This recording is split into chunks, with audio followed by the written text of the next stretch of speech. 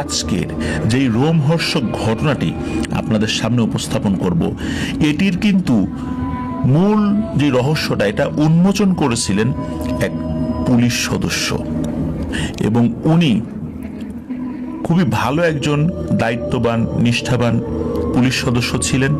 উনি ডিউটিরত অবস্থায় কিন্তু মারা গিয়েছিলেন। এই জন্যই আমি আমাদের এই এপিসোডটি বাংলাদেশের সকল পুলিশ ভাইদের প্রতি উৎসর্গ করছি। প্রিয় লিসেনার্স, চলুন কথা না বাড়িয়ে মূল ঘটনাতে চলে যাব। তবে যাওয়ার আগে একটু কথা যেটা না বললেই নয়, সেটা হচ্ছে আমাদের চ্যানেলে এখনো যারা নতুন রয়েছেন সাবস্ক্রাইব করেননি, তারা দ্রুত সাবস্ক্রাইব করার জন্য বিনীতভাবে অনুরোধ করছি। আর আমাদের লাইক বাটনটা কিন্তু প্রেস করে দেবেন। এই ঘটনাটি আমাদেরকে যিনি পাঠিয়েছেন তার নাম হচ্ছে আবরার হোসেন রিমেল। ওনার বাড়ি নরসিংদী জেলার শিবপুর উপজেলায়। উনি মূলত এখন বিবিএ তৃতীয় বর্ষে অধ্যয়নরত রয়েছেন। এই ঘটনাটি উনি দীর্ঘ সময় ধরে সংগ্রহ করেছেন, কারণ হচ্ছে এই ঘটনাটি উনি অনেকবার ওনার মায়ের মুখে শুনেছিলেন, এবং এরপরে দীর্ঘ সময় ধরে এই ঘটনার আদ্যোপান্ত উনি সংগ্রহ করেছিলেন। মূলত এই ঘটনার প্রত্যক্ষদর্শী এবং এই ঘটনার মূল রহস্য উন্মোচনকারী তিনি হচ্ছেন এই আবরার হোসেন রিমেল ভাইয়ের আম্মুর প্রতিবেশী এক চাচা। উনি ছিলেন পেশায় একজন পুলিশ সদস্য। উনি যেই পদবি ধারণ করতেন সেটা হচ্ছে সিনিয়র কনস্টেবল। ওনার নাম ছিল মতিউর রহমান। সবাই ওনাকে মতি বলেই চিনতেন, এবং এলাকায় ওনার ডাক নাম ছিল মতি পুলিশ। মতি পুলিশ বললে এক নামে ওনাকে চিনতেন। ঘটনার সময়কালটা 2007 সাল। এই যে মতি আঙ্কেল, উনি কোনো এক উপজেলায়, আমরা সঙ্গত কারণে বেশ কিছু জায়গা হাইড করছি, কারণ এটা খুব সেন্সিটিভ একটা ঘটনা, যার কারণে অনেক বিষয়গুলো আমরা বলছি না। এবং লিসেনারদেরকে অনুরোধ করছি, আপনারা ওই জায়গাগুলোর নাম যদি জেনেও থাকেন, যেহেতু এই ঘটনাটা বেশ আলোড়ন সৃষ্টি করেছিল ওই জায়গাগুলোতে, আপনারা দয়া করে ওই জায়গার নামগুলো কমেন্ট সেকশনে লিখবেন না, এটা আপনাদের কাছে বিনীত অনুরোধ করছি। তো উনি কোনো এক উপজেলায় কর্মরত ছিলেন। শুধু এতটুকু বলছি, এটা ঢাকা বিভাগেরই কোনো একটা জেলা ছিল। তো এক রাত্রে উনি ডিউটিতে থাকা অবস্থায় রাত আনুমানিক 2টো কি 2:30টার দিকে উপজেলা স্বাস্থ্য কমপ্লেক্স বা উপজেলা হসপিটাল যেটা থাকে আর কি, ওখান থেকে একটা জরুরি কল আসে থানায়। তো ওই দিন রাতে ডিউটিতে তেমন কোনো লোকজন ছিল না, ডিউটি অফিসার ছিলেন। থানায় ওই সময় যেই ফোর্সরা ছিল ওনারা অন্য সাইডে গিয়েছিলেন, হয়তো ওই সাইডে অন্য কোনো কাজ টাজ ছিল আর কি, ডিউটি ছিল, এই জন্য থানাতে পুলিশ সদস্য কম ছিল। তো ডিউটি অফিসার তো একজন থাকেই। তো ডিউটি অফিসার কি করেন, উনি কয়েকজন ফোর্স নিয়ে দ্রুত ওই হসপিটালের উদ্দেশ্যে হেঁটে রওনা দেন। কারণ হচ্ছে ওই থানা থেকে ওই হসপিটালের পায়ে হেঁটে দূরত্ব 5 মিনিটের মতো, যার কারণে ওনারা গাড়ি নেন না। আর গাড়ি ওই সময় ছিলও না, ওই সময় ওই অন্য ফোর্সটা গাড়ি নিয়ে বের হয়েছিলেন, যেহেতু কাছাকাছি গাড়ি নেওয়ার প্রয়োজনও হয় না, এই জন্য ওনারা হেঁটেই গিয়েছিলেন। তো হসপিটালে যাওয়ার পর ওনারা জিজ্ঞেস করেন যে তাদেরকে কেন ডাকা হয়েছে, কেন ফোন করা হয়েছে। তখন হসপিটাল কর্তৃপক্ষ জানান যে আইসিইউতে থাকা একটা রোগী মারা গেছেন। তো যিনি ডিউটি অফিসার সাব ইন্সপেক্টর সাহেব, উনি বললেন যে আইসিইউতে রোগী মারা গেছে, উনি কি কোনো মার্ডার হয়েছে বা এরকম কোনো সন্দেহ করছেন? আইসিইউতে প্রতিনিয়তই তো রোগী মারা যায়, হঠাৎ করে আমাদেরকে কেন আপনারা জানালেন? তখন হসপিটাল কর্তৃপক্ষ বলেন যে আসেন আমরা আপনাদেরকে ভেতরে নিয়ে যাই, বিষয়টা একটু দেখেন। তো ভেতরে ঢোকার পর এই সাব ইন্সপেক্টর সাহেব এবং এই যে মতি আঙ্কেল, উনি তো সাথে ছিলেন ওই সময়, ওনারা তো চমকে উঠেছেন। ওনারা দেখেন যে লাশের শরীরে কোথাও কোনো ক্ষত নেই, কিন্তু এই লাশের ডান কাঁধের কাছে বিশাল এক কামড়ের দাগ, প্রচন্ড জোরে একটা কামড় দিয়েছে, কিছুটা মাংসও উঠে গেছে। তো এই লাশটা একটা মধ্যবয়সী পুরুষের ছিল। তো ক্ষত দেখে মনে হচ্ছিল কেউ কামড় দিয়ে একদম মাংস উঠিয়ে নেওয়ার পরিকল্পনাই করে কামড়টা দিয়েছিল। কিন্তু এইভাবে কোনো মানুষ কামড়ে দেবে এটা তো হয় না। আর ওই সময় কিন্তু এই হসপিটালগুলোতে সিসিটিভি লাগানো ছিল না, 2007 সালের কথা। তো যার কারণে ওনারা সিসিটিভি ফুটেজও দেখতে পায়নি যে কে এসেছে, কে বেরোয়েছে, কে এই কাজটি করলো, এই বিষয়টা আসলে ওনারা বুঝতে পারেননি। আর ওনারা কাউকে দেখেননি এর ভিতরে ঢুকতে, বের হতেও দেখেননি। এখন এই মতি পুলিশ আঙ্কেল আর এই সাব ইন্সপেক্টর সাহেব ওনারা তো খুবই অবাক হয়ে যান যে কে এই কাজটা করলো, কেনই বা করলো, কি উদ্দেশ্য। কোনো না কোনো উদ্দেশ্য তো আছেই, কিন্তু এমন একটা ঘটনা ঘটে গেল, এই বিষয়টা আসলে খুবই রহস্যজনক। তো এদিকে ওই লাশকে পোস্টমর্টমে পাঠানো হয়। এখন যেই রুগীটা ওখানে ছিল তার স্বজনদেরকেও খবর দেওয়া হয়। এখন স্বজনরা আসার পর এই কথা শুনে তারা তো খুব ক্ষিপ্ত হয়ে যান যে তার অবস্থা খারাপ ছিল ঠিক আছে, কিন্তু মারা যাবে এমন অবস্থা তারা আসলে কল্পনাও করতে পারেননি। আর ওনার এখানে কামড়টা দেবে কারণ হসপিটাল কর্তৃপক্ষই বা কি করছিল। তো এটা নিয়ে কিন্তু অনেক হই হট্টগোল শুরু হয়ে যায়। 4 সদস্যের একটা তদন্ত কমিটিও কিন্তু ওই রাত্রেই থানা থেকে করা হয়েছিল। আর এই ঘটনাটি বাইরে যেন কোনোভাবে প্রকাশ করা না হয়, যেহেতু একটা উপজেলা স্বাস্থ্য কমপ্লেক্স সরকারি একটা প্রতিষ্ঠান। কিন্তু ব্যাপারটা হয়েছে কি যে ওই হইচয়ে সব লোকজনই জেনে গেছে।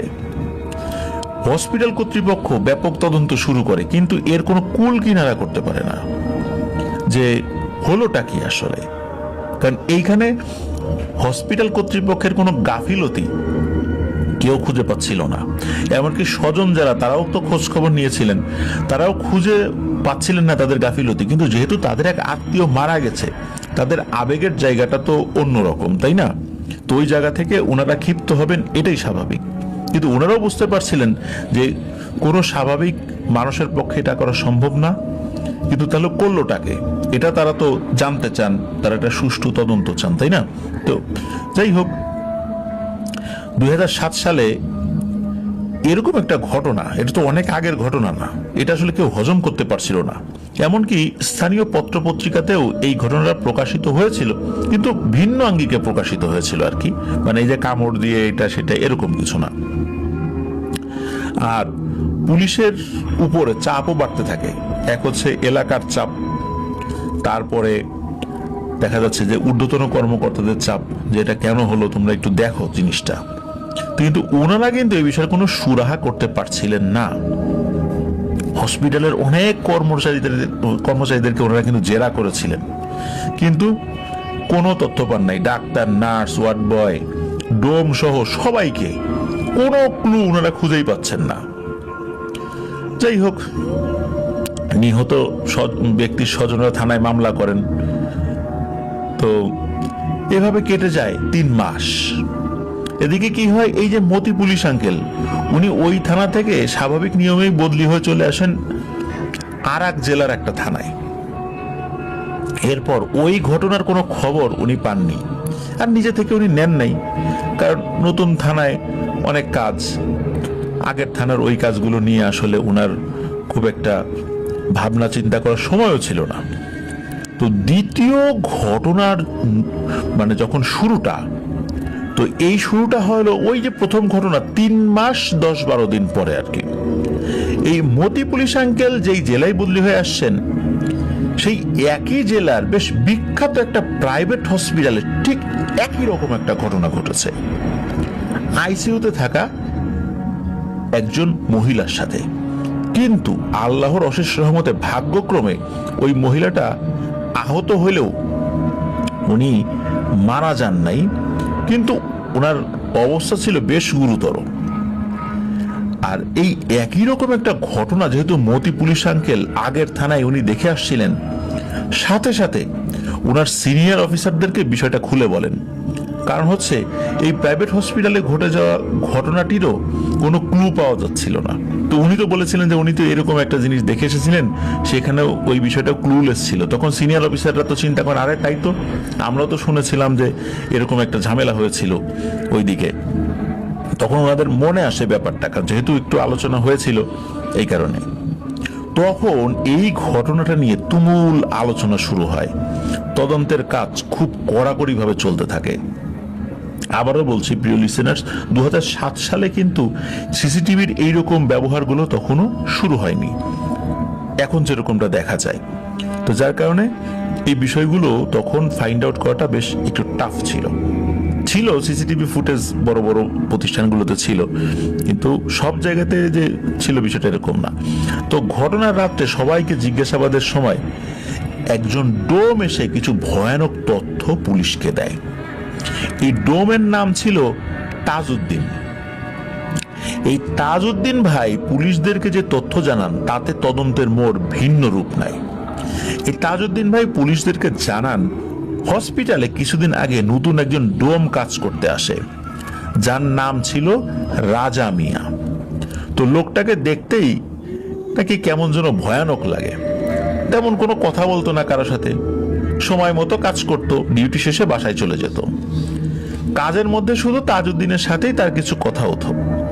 তো একদিন রাত্রে ডিউটিতে থাকার সময় তাজউদ্দিন ভাই দেখতে পান এই রাজা মিয়া হসপিটালে এসেছে এবং আসার পর লাশ কাটা ঘরে গিয়েছে, মানে মর্গে গিয়েছে। তো যেহেতু একসাথে দুজন কাজ করেন, তো কাজের ব্যাপারে তো তাদের কথা হইতেই পারে। তো এই তাজউদ্দিন ভাই উনি এই রাজা মিয়াকে ফলো করে ওই মর্গের মধ্যে ঢুকেছেন, মানে লাশ কাটা ঘরে ঢুকেছেন। তো ঘরে ঢুকে দেখেন যে কেউ নাই। তাজউদ্দিন ভাই তো অবাক, উনি মাত্রই দেখলেন রাজা মিয়া এখানে আসলো, এত দ্রুত কোথায় গেল? তাজউদ্দিন ভাই ওখান থেকে বের হন, বের হয়ে এই রাজা মিয়াকে খুঁজতে থাকেন। খুঁজতে খুঁজতে রাজা মিয়াকে পাওয়া যায় হসপিটালের 3rd ফ্লোরে। ভয় আর বিচলিত একটা চেহারা নিয়ে দ্রুত হসপিটাল থেকে এই রাজা মিয়া বের হয়ে যাচ্ছে। তো তাজউদ্দিন ভাই তাকে দাঁড় করিয়ে জিজ্ঞেস করেন যে কি ভাই, আজকে তো আপনার ছুটি, তাও হাসপাতালে আসছেন যে? আপনার তো ডিউটির পর আর খুঁজেই পাওয়া যায় না। তো রাজা মিয়া এই কথার কোনো উত্তর না দিয়ে নাকি পাশ কাটিয়ে চলে যায়। যেহেতু হসপিটালের 3rd ফ্লোর ছিল আইসিইউ আর অন্য সব ইমার্জেন্সি কক্ষগুলো ওইখানে ছিল, তো তাজউদ্দিন ভাই তেমন কিছু না ভেবে তার কেবিনে চলে আসেন। পরের দিন রাজা মিয়া নাকি কাজে আসেনি। তো তাজউদ্দিন ভাই সেটা জানতে পারে অবশ্য তার পরের দিন, কারণ হলো আগের দিন তাজউদ্দিন ভাই ছুটি ছিল। তো তার পরের দিন গিয়ে উনি জানতে পেরেছেন যে তার আগের দিন আর কি এই রাজা মিয়া কাজে আসে নাই। এর পরের দিন রাজা মিয়া কাজে আসে ঠিকই, কিন্তু রাজা মিয়াকে দেখতে শুকনো আর ক্লান্ত লাগছিল। তো রাজা মিয়াকে উনি জিজ্ঞেস করেন যে কি ভাই, আপনার এমন দেখাচ্ছে কেন, শরীর টরীর ভালো নাই? বলে হ্যাঁ, আমার তো আসলে শরীর ভালো যাচ্ছে না। কিন্তু তাজউদ্দিন ভাই কিছুতে বুঝতে পারছেন না যে আচ্ছা 2 দিন আগে রাজা মিয়াকে দেখলাম এমন, এই 2 দিনে রাজা মিয়া এতটা শুকিয়ে গেল কিভাবে? মানুষ অসুস্থ হতে পারে, অসুস্থ হয়ে শুকিয়ে যেতে পারে, তো বলে 2 দিনে এতটা শুকিয়ে যাবে, এও কি সম্ভব নাকি? তাজউদ্দিন ভাই রাজা মিয়াকে ওই দিন থেকে চোখে চোখে রাখছেন। তো মূল ঘটনার দিন হসপিটালে পোস্টমর্টমের জন্য একসাথে 2টো লাশ আসে। যেহেতু তাজউদ্দিন ভাই ডিউটিতে ছিলেন একা আর কাজের চাপ বেশি ছিল, তার জন্য রাজা মিয়াকে তার নাইট ডিউটি শুরু হওয়ার আগেই ডাকলেন। রাজা মিয়াও আসলো, কিন্তু তাকে দেখে মনে হচ্ছিল যে তাকে এভাবে ডেকে আনায় মোটেও খুশি হন নাই, না হওয়ারই কথা। কারণ ডিউটির আগে বা পরে তাকে পাওয়া যেত না, শুধু ডিউটির সময় পাওয়া যেত। তাকে আগে থেকে ডেকে আনা হলে উনি খুশি হবেন না, এটাই স্বাভাবিক। তো যাই হোক, কাজ যেহেতু করতেই হবে, তো 2জন মিলে কাজ শুরু করেন। হঠাৎ করে এই রাজা মিয়া নাকি তাজউদ্দিন ভাইকে বলে ওঠেন যে ভাই, এত বছর কাজ করছেন, এই রক্ত মাংস দেখে খারাপ লাগে না, বা কোনো ধরনের হিংস্র ইচ্ছা জাগে নাই মনে? রাজা মিয়ার কাছে সব কথা শুনে তাজউদ্দিন ভাই তো অবাক হন, আবার রাগও করেন। আর এই রাজা মিয়াকে তাজউদ্দিন ভাই জিজ্ঞেস করেন উল্টো, এই রাজা মিয়া, শরীর ঠিক আছে আপনার? মানসিক অবস্থা ঠিক আছে? এই কি সব যাতা বলেন? মনে রাখবেন এটাই আমাদের কাজ, এটাতেই আমাদের রুজি রুটি, আর যেটাতে রুজি রুটি এই জায়গাতে সবসময় সৎ থাকতে হয়। এখানে কোনো ধরনের অসততা অবলম্বন করলে আল্লাহ নারাজ হন। যেহেতু আমরা এই কাজটাই শিখছি, এটাকেই সততা দিয়ে মনোযোগ দিয়ে করতে হবে। আর এই ধরনের আজে বাজে কথাবার্তা কখনো বলবেন না। তো তাজউদ্দিন ভাই এমন ভাবে বলায় রাজা মিয়া ওই সময়ের মতো চুপ হয়ে যান। কাজ শেষ করে তাজউদ্দিন ভাই রাজা মিয়াকে বলেন যে কাজ তো শেষ, রাত্রেবার আপনার ডিউটিও আছে, এখন যেহেতু ফ্রি টাইম আপনি বাহির থেকে একটু ঘুরে আসেন। তো রাজা মিয়াও কিছু না বলে ওখান থেকে বের হয়ে যান। কিন্তু তাজউদ্দিন ভাই খেয়াল করেন রাজা মিয়া হসপিটাল থেকে বের না হয়ে সোজা উঠে যান হসপিটালের 3rd ফ্লোরে, যেখানে আইসিইউ আছে। তো তাজউদ্দিন ভাই পেছন পেছন যান। তাজউদ্দিন ভাই লুকিয়ে দেখতে পান রাজা মিয়া হঠাৎ একটা আইসিইউ রুমে ঢুকে পড়েন। তো এটা দেখে তাজউদ্দিন ভাই ভয় পেয়ে ভাবছেন যে এই লোক এখন আইসিইউতে কেন ঢুকলো।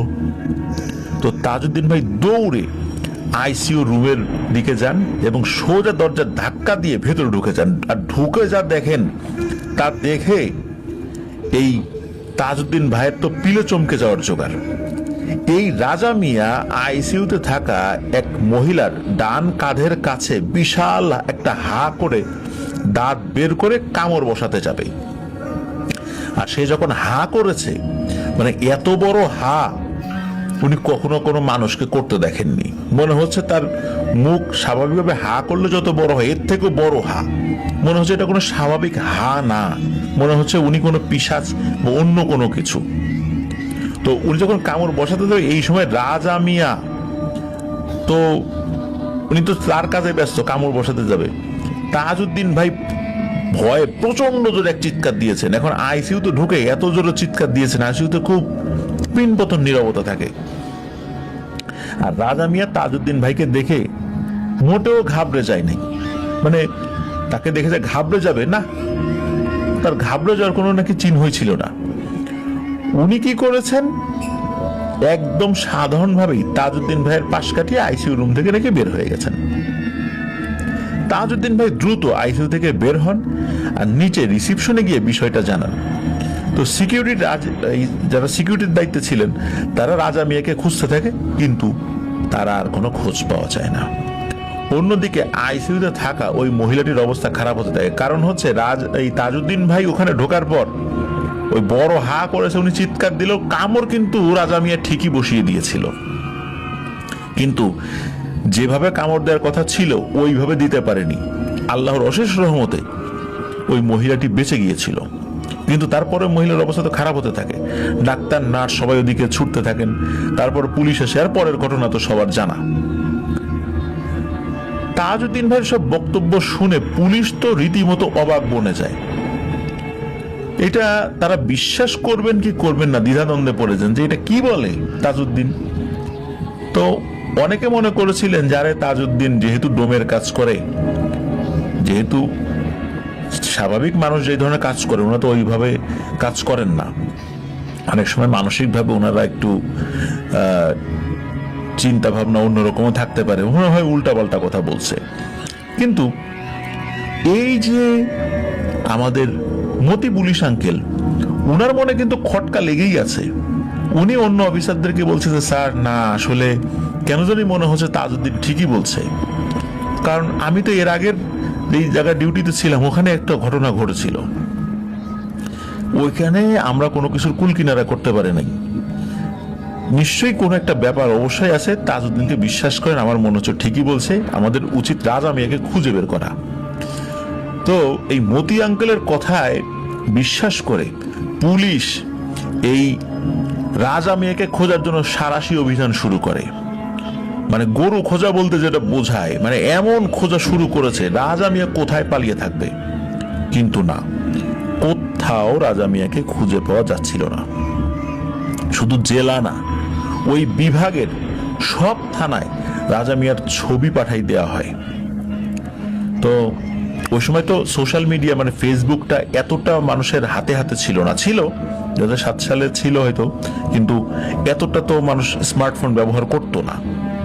তো যার কারণে মুহূর্তের মধ্যে ভাইরাল হয়ে যাওয়ার ব্যাপারটা কিন্তু তখন ছিল না, একটু সময় লাগে আর কি। তো এই ঘটনার প্রায় 13-14 দিন পর রাজা মিয়ার একটা খোঁজ পাওয়া যায়।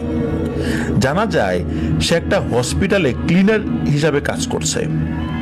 এখানে বলে রাখা ভালো যে এই রাজা মিয়া বা এই যে তাজউদ্দিন, ওনারা যারা ডোমের কাজ করেন, দেখা যাচ্ছে অধিকাংশ ক্ষেত্রেই এই কিছু ছুটা কাজের জন্য হসপিটালে লোক নিতে হয়, কারণ পার্মানেন্ট কাজের জন্য এই টাইপের লোক পাওয়া যায় না। বিশেষ করে ডোমের কাজের জন্য পার্মানেন্ট লোক পাওয়া খুবই মুশকিল। তাদেরকে হসপিটাল থেকে খবর দেওয়া হয়, তারা আসেন, একটা ভাতা পায় সরকারিভাবে। এই জন্য অধিকাংশ জায়গাতেই দেখা যাচ্ছে যে খুব কম সংখ্যক সরকারি ডোম রয়েছে, আর অন্যগুলো সব ছুটা কাজ করতে আসে আর কি। তো এই টাইপের কাজ, ক্লিনারের কাজ, এগুলো হসপিটালে হর হামেশাই লোকজন আসে আর কি, কাজ করেন আর কি। তো ওই ভাবেই এই ধরনের কাজ পেতে, যারা এই টাইপের কাজ করেন তাদের কাজ পেতে খুব একটা সমস্যা হয় না আর কি। তো এই রাজা মিয়া একটা হসপিটাল ক্লিনার হিসেবে কাজ করছিল। তো রাত 10:30টায় খবর পাওয়া মাত্রই পুলিশের একটা ফোর্স দ্রুত ওখানে যায়, আর ওই ফোর্সের মধ্যে এই মতি আঙ্কেলও ছিল, এবং তাদের ওই থানার মোট 8 জন পুলিশ সদস্য ছিল এই মতি আঙ্কেল সহ।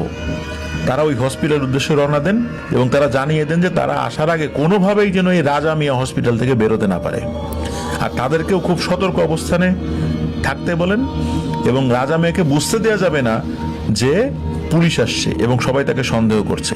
এটা কিন্তু পুলিশকে পুলিশ থেকে ওই কর্তৃপক্ষকে বলে দেওয়া হয়েছিল। সবাই তো যে যার মতো অ্যালার্ট, সবাই রাজা মিয়ার দিকে নজর রাখছে, কিন্তু রাজা মিয়া এগুলো খেয়াল করে নাই। তো রাজা মিয়া তো ধরা পড়বে, এটাই স্বাভাবিক। পুলিশ চলে আসে, পুলিশ চলে আসার পর রাজা মিয়াকে পাওয়া যায়। তাকে পাওয়া যায় কোথায়? লাশ রাখার যে ফ্রিজিং রুম ছিল সেইখানে। মূলত সে যখন ওইভাবে ঘুরতে ঘুরতে একটা ঘরে ঢুকেছে, তখন হসপিটাল কর্তৃপক্ষের নির্দেশনা মোতাবেক ওই ঘরে তাকে আটকে দেওয়া হয়েছে বাইরে থেকে। কারণ বারবার নজর রাখা, একটা সময় সে সন্দেহ করতেই পারে যে আমাকে নজর রাখছে, পালাই। তখন যদি সে ছুট পেয়ে পালিয়ে যায় তখন তো আর এক সমস্যা হবে। এই জন্য শেষ দিকে এসে রাজা মিয়াকে একটা ঘরের বাইরে থেকে লক করে দেওয়া হয়। তো সে তো বুঝে যায় যে ঘটনা তো ঘটে গেছে, আমি তো আটকে গেছি। এর কিছু সময়ের মধ্যে পুলিশ চলে আসে। পুলিশ আসার পর তাকে ওখান থেকে বের করে থানায় নিয়ে আসা হয় আর কি। তারপর রাজা মিয়াকে বলে যে সবকিছু খুলে বলো, কিভাবে কি হলো, তুমি যে এই কাজগুলো করেছো এটা কিন্তু আমরা বুঝতে পেরেছি। কেন করলা, কি উদ্দেশ্যে করলা, কি শত্রুতা ছিল তাদের সাথে, আর এর সাথে কে কে জড়িত আছে। তখন রাজা মিয়া এক রোমহর্ষক বিবরণ দেন। রাজা মিয়া কিন্তু কোনো পিশাচ ছিল না, সে মানুষই ছিল। কিন্তু তাহলে এই ধরনের ঘটনা সে কেন ঘটালো? চলুন শুনি সেই ঘটনা। রাজা মিয়া বলে ঘটনাটা শুরু 2006 সালের শেষের দিকে, মানে ডিসেম্বর মাসের দিকে। উনি বিভিন্ন হসপিটালে ডোমের কাজ করতেন, পার্মানেন্ট কাজ করতেন না, ডাকলে যেতেন। তো সেখানে এক রোগীর আত্মীয়ের সাথে তার পরিচয় হয়। উনি পেশায় নাকি একজন তান্ত্রিক ছিলেন, ওই আত্মীয় আর কি। তো সেই লোকের নাম জানা যায়নি। তো যিনি রাজা মিয়াকে অফার করেন যে তার একটা কাজ আছে, তার একটা সাধনা আছে, এই সাধনাটা শেষ করতে একটা মাত্র যজ্ঞ বাকি আছে, এটা করতে পারলেই উনি বিশাল শক্তিশালী হয়ে যাবেন, বিশাল কিছু হাসিল করতে পারবেন। আর রাজা মিয়া যদি ওই কাজে তাকে সাহায্য করে তাহলে তাকে অনেক অর্থকড়ি দেয়া হবে বলে রাজা মিয়াকে লোভ দেখানো হয়। কথাবার্তা বলতে বলতেই নাকি রাজা মিয়ার হাতের মধ্যে 10,000 টাকা দিয়ে দেয়া হয়। 2006 সালে একসাথে 10,000 টাকা হাতের মধ্যে পেয়ে রাজা মিয়া তো আকাশ থেকে পড়ে, এবং খুশিতে তো আটখানা। আর রাজা মিয়াও পড়ে যায় লোভে। রাজা মিয়া কৌতূহল নিয়ে জানতে চান যে আসলে আমি কাজটা কি করব আর কিভাবেই বা করব। বলে যে সবই জানতে পারবা। তা আস্তে আস্তে দুজনের মধ্যে একটা খুব ভালো সম্পর্ক গড়ে ওঠে। কিন্তু এই তান্ত্রিক কিন্তু কখনোই রাজা মিয়াকে তার বাসার ঠিকানা দিত না। তো একদিন এই রাজা মিয়াকে তার বাসায় নিয়েও যায়, কিন্তু যাওয়ার আগে তার চোখ কাপড় দিয়ে বেঁধে নিয়ে যায় যেন সে পথ চিনতে না পারে। তা রাজা মিয়ার কারণ জিজ্ঞেস করলে ওই তান্ত্রিক বলে এটাও নাকি তার সাধনার একটা অংশ। কারণ হচ্ছে তার এই যজ্ঞের মধ্যে তৃতীয় কেউ আসতে পারবে না, এটাই নাকি নিয়ম। তারপরও তান্ত্রিক রাজা মিয়াকে তার বাড়িতে নিয়ে এসেছেন, আর এই সমস্ত কারণে চোখ টোক বেঁধে নিয়ে এসেছেন। তো রাজা মিয়া এগুলা নিয়ে তাকে খুব বেশি প্রশ্ন করেন নাই। তো রাজা মিয়াকে যখন তান্ত্রিকের বাসায় নিয়ে যাওয়া হয়, তখন এই রাজা মিয়াকে তার কাজ কিভাবে করতে হবে এটা বুঝিয়ে দেওয়া শুরু করেন। তো রাজা মিয়াকে তার কাজ বুঝিয়ে বলেন যে কাজটা এমন হবে যে নতুন বছর 2007 সাল শুরু হওয়ার 3 মাস পর পর মোট 3 জনকে বলি দিতে হবে। এটা কেমন? এটা হচ্ছে রাজা মিয়াকে এমন একটা মানুষ খুঁজে বের করতে হবে যে আসলে জীবন মৃত্যুর সন্ধিক্ষণে রয়েছে, যাকে জীবিতও বলা যাবে না আবার মৃতও বলা যাবে না। এখন এই ধরনের লোক কোথায় খুঁজে পাওয়া যাবে? তখন ওই তান্ত্রিক বলেন এই ধরনের লোক শুধু পাওয়া যাবে আইসিইউতে, যেটা হসপিটালের যে আইসিইউ, ওইখানে এই টাইপের লোক পাওয়া যায় যাদের সেন্স থাকে না, লাইফ সাপোর্টে রয়েছে, জীবন মৃত্যুর সন্ধিক্ষণে রয়েছে, তাদেরকে জীবিতও বলা যায় না মৃতও বলা যায় না। এই ধরনের গুরুতর রোগী তাকে খুঁজে বের করতে হবে। তো রাজা মিয়াকে সে আরো কিছু বলে দেন এবং তান্ত্রিক বলেন যে আপনাকে খুব বেশি কাজ করতে হবে না, তো আপনি শুধু এই টাইপের লোকের কাছে যাবেন, একটা সিরিঞ্জ নিয়ে যাবেন, তার শরীরের কোনো একটা অংশ থেকে এক সিরিঞ্জ রক্ত বের করে নেবেন। এখন রাজা মিয়া যেহেতু ডোমের কাজ করতেন, শরীরের কোন রগে ইনজেকশন পুশ করবেন এটা কিন্তু তার খুব ভালোই জানা ছিল। তো উনি চিন্তা করলেন এ আর কঠিন কি, এ তো একদম সহজ কাজ, মানুষকে তো খুন করতে হবে না, একটু রক্তই না হয় বের করে আনতে হবে, এটা উনি পারবেন। এরপর এই তান্ত্রিক রাজা মিয়ার সাথে এক ভয়ানক খেলা খেলেন, যেটা রাজা মিয়া নিজেও বুঝতে পারেনি। তান্ত্রিক রাজা মিয়ার উপর এক ভয়ানক ব্ল্যাক ম্যাজিক করেন। রাজা মিয়া কিন্তু ওই সময় ওটা বুঝতে পারেনি, উনি বুঝেছিলেন পরে। রাজা মিয়াকে সব বুঝিয়ে ওই দিনের মতো বাসায় ফিরিয়েও দিয়ে যান, আবার চোখ বেঁধে একটা জায়গায় এনে ছেড়ে দিয়ে যান, কারণ তার বাড়ির পথ যাতে উনি চিনতে না পারেন, এইভাবে আর কি। তো তাদের কাজের ঠিক সময় কিন্তু আস্তে আস্তে এগোতে থাকে। প্রথম ঘটনার দিন রাজা মিয়ার সাথে কিন্তু এই তান্ত্রিক দেখা করেন নিজেই এসে, সব নতুন করে আবার বুঝিয়ে দেন, আবার টাকা দিয়েছেন তাকে, কাজটা যেন ঠিকঠাক ভাবে করতে পারে, এইভাবে তাকে মোটিভেট করতে থাকেন। তো ঘটনার দিন রাত 1টা, রাজা মিয়া সব কাজ শেষ করে একটা সিরিঞ্জ নিয়ে লুকিয়ে হসপিটালের আইসিইউতে ঢোকেন। আর আইসিইউতে ঢুকেই নির্দিষ্ট একটা রোগীর শরীর থেকে, একটা পুরুষ রোগী ছিল, শরীর থেকে এক সিরিঞ্জ রক্ত নিয়ে নিয়েছেন, কাজ শেষ, চলে আসবেন। হঠাৎ করে রাজা মিয়ার মাথায় দেয় এক চক্কর। নিজের শরীরের উপর আর নাকি তার কোনো নিয়ন্ত্রণ থাকে না, শরীরের উপর সব ধরনের কন্ট্রোল উনি হারিয়ে ফেলেন। তো ওনার কাছে নাকি মনে হচ্ছিল তাকে অন্য কেউ নিয়ন্ত্রণ করছে। কিছু বুঝে ওঠার আগেই আইসিইউতে থাকা ওই লোকটার মুখ চেপে ধরে ডান কাঁধে নাকি সজোরে একটা কামড় বসিয়ে দেন। কিন্তু রাজা মিয়া উনি কামড় বসাচ্ছিলেন, কিন্তু বুঝতে পারছেন এই কাজটা উনি করছেন না, আর এক কামড়ে তার ডান কাঁধের মাংস ছিঁড়ে নেন।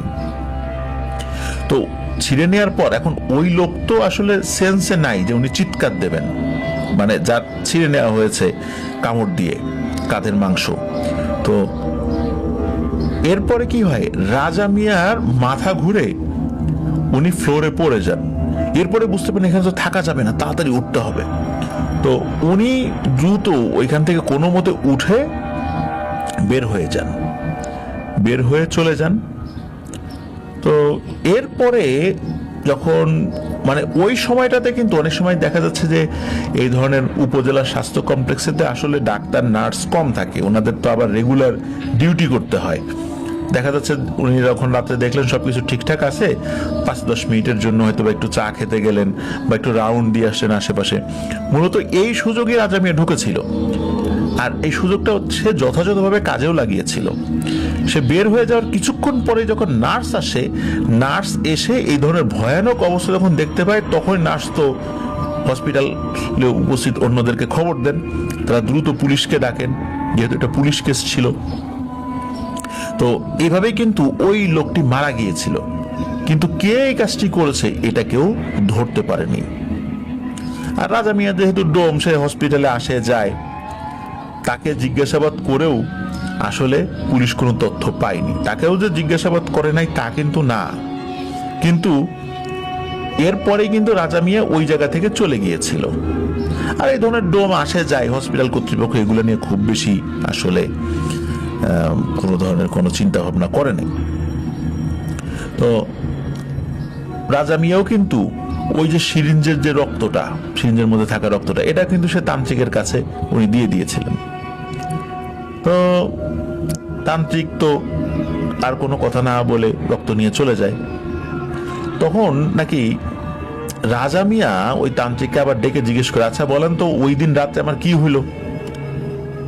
রক্ত নেওয়ার পর আমি কিছু একটা করলাম, মনে হলো আমি কাউকে কামড় দিলাম, এবং পরে জানলাম যে ওই রুগীটা মারা গেছে। রক্ত নিলে তো মারা যাওয়ার কথা না, আমি কামড় কেন দিলাম?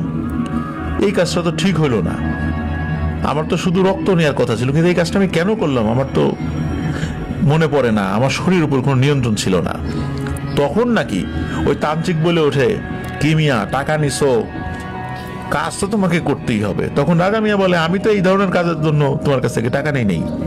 তখন ওই তান্ত্রিক নাকি বলে, তুমি এখন তোমার ইচ্ছায় কিছু করতে পারবা না, আমি যা চাইবো তুমি সেটাই করবা, কারণ তোমার সব কন্ট্রোল এখন আমার হাতে। তান্ত্রিকের এইসব কথা শুনে রাজা মিয়া তো পাগল প্রায় অবস্থা। তো প্রথম ঘটনার পর রাজা মিয়া নাকি অনেকদিন অসুস্থ ছিল, ওই প্রথম হসপিটালে চাকরি ছেড়ে দেয়। রাজা মিয়া প্রায় 1 মাস অসুস্থ ছিল, আস্তে আস্তে সুস্থ হয়। এভাবে কেটে যায় প্রায় 2-2.5 মাস। ততদিন তান্ত্রিকের কোনো খোঁজ খবর ছিল না। রাজা মিয়া সুস্থ হয়েছে, আর হঠাৎই একদিন ওই তান্ত্রিকের সাথে দেখা, মানে তান্ত্রিক নিজেই এসে তার সাথে দেখা করেছে। তান্ত্রিক এসে রাজা মিয়াকে বলে যে পরবর্তী একটা কাজের সময় হয়েছে, তার কাছে একটা হসপিটালের খোঁজ আছে, আর এই তান্ত্রিকই নাকি তাকে ওখানে চাকরিতে ঢোকানোর ব্যবস্থা করে দেবে, আর কি কাজ করতে হবে এগুলো পরে বলে দেবে। তো রাজা মিয়া প্রথমে বলে, না আমি এই কাজ করতে পারবো না, আমি এই কাজ করতে পারবো না। তখন তান্ত্রিক বলে, না তা তো হবে না, তোমাকে আমি সুস্থ করলাম তদবির করে, তুমি তো টের পাও নাই, আর তুমি আমাকেই না করতেছো, তাহলে কিন্তু আমি এমন কিছু কাজ করব সব লোকজন জেনে যাবে যে ওই হসপিটালের ওই অপকর্মটা তুমি করেছিলে। মানুষ তো আর আমাকে চেনে না, তখন তোমার জেল হবে, ফাঁসি হবে। তখন রাজা মিয়া বুঝতে পারেন যে হায় হায়, কি বিশাল বড় বিপদে আমি পড়ে গেছি, আমি তো বিশাল একটা ঝামেলায় ফেসে গেছি, আর এই লোকটা এখন আমাকে এই জেল ফাঁসির ভয় দেখিয়ে ও আমাকে দিয়ে কাজ করিয়ে নিবে। উনি কোথাও আশ্রয় নিয়ে এই তান্ত্রিকের হাত থেকে পার পাবেন না, এটা কিন্তু উনি বুঝে যান। কি আর করা, উনি তান্ত্রিকের কথা মতো কাজ করবেন বলে মনস্থির করেন। তো রাজা মিয়া এই ভয়ানক কাজটার একটা শেষ চাচ্ছিলেন। উনি চিন্তা করেন মাত্র 3টা কাজ করতে হবে, এরপরে তার কোনো কাজ করতে হবে না, কোনো মতে বাকি 2টা করি। তো তান্ত্রিকের কথা মতো ওই হসপিটালে যায়, এবং সেকেন্ড ঘটনা যেটা, এই ঘটনা যখন ঘটাবে তখনই এই তাজউদ্দিন ভাইয়ের কাছে উনি ধরা পড়ে যান, আর সেটা জানাজানি হয়ে যায়। আর ওই মহিলাও তো মারা যান না। আর এই ঘটনা যখন মানে জানাজানি হয়ে যায়, এরপরে এই রাজা মিয়া তো হসপিটাল থেকে পালিয়েছে, আর তান্ত্রিকের বলে দেয় একটা জায়গায় তান্ত্রিকের সাথে সে দেখা করতে যায়। এদিকে পুলিশ রাজা মিয়াকে তন্ন তন্ন করে খুঁজতে থাকে। রাজা মিয়ার অবস্থা কিন্তু একদম করুণ ছিল। সেকেন্ড কাজটায় রাজা মিয়া সফল হয়নি দেখে তান্ত্রিক তো খুব রেগে যায়। মূলত একটা নির্দিষ্ট সময়ের মধ্যে এই কাজটা তাদের শেষ করতে হবে। তান্ত্রিক কিছুদিনের মধ্যেই আর একটা হসপিটালের খোঁজ পেয়ে যায়, এবং রাজা মিয়াকে সেখানে পাঠায় একটা ক্লিনারের চাকরি দিয়ে। কারণ এই টাইপের লোকদের আসলে খুব একটা তথ্য হসপিটাল কর্তৃপক্ষ নেয় না, কারণ এই টাইপের লোক পাওয়াও আর মুশকিল হয়। এই জন্য কোনো লোক পেলে, এই টাইপের দক্ষ লোক পেলে হসপিটাল কর্তৃপক্ষ নিয়ে নেয়। তো এরপর রাজা মিয়া তো ওইখানে কাজ শুরু করে, আর এরপরই তো রাজা মিয়া ধরা পড়ে যায়। রাজা মিয়ার স্বীকারোক্তি অনুযায়ী তান্ত্রিকের চেহারার বর্ণনা উনি দিয়েছেন, তান্ত্রিককেও খোঁজা শুরু হয়।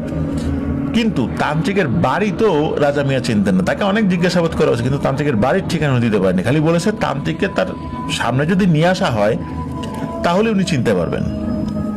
কিন্তু তান্ত্রিক কোনো আসলে এমন কোনো ক্লু রেখে যায় নাই যাতে করে তার খোঁজ খবর পাওয়া যাবে। পুলিশ তাদের মতো করে তথ্য নিয়েছিল, কিন্তু তান্ত্রিকের খোঁজ খবর আসলে পাওয়া যায়নি। এখন কথা হলো, পুলিশ তদন্ত করতে থাকে ওই প্রথম যেই হসপিটালে একটা ঘটনা ঘটেছিল, ওইখানে যেই সমস্ত রোগীগুলো ওই সময়